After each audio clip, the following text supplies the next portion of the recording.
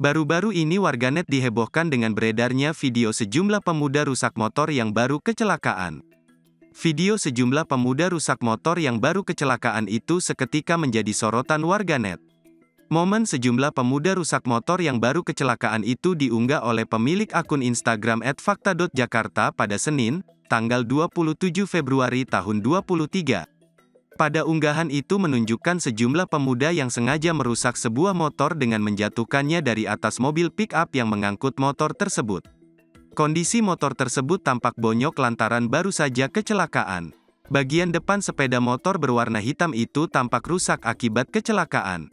Mereka diketahui sengaja memperparah kerusakan motor tersebut demi klaim asuransi, di mana motor tersebut baru bisa diasuransikan jika kerusakannya mencapai 70%.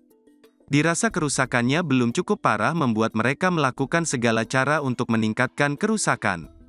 Untuk meningkatkan persenan kerusakan tentu saja upaya mereka tak berhenti dengan menjatuhkan motor tersebut dari atas pick-up.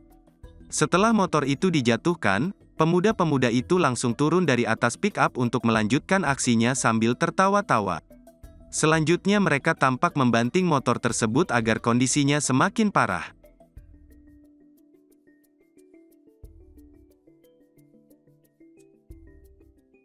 Terima kasih sudah nonton. Jangan lupa like, subscribe, dan share ya.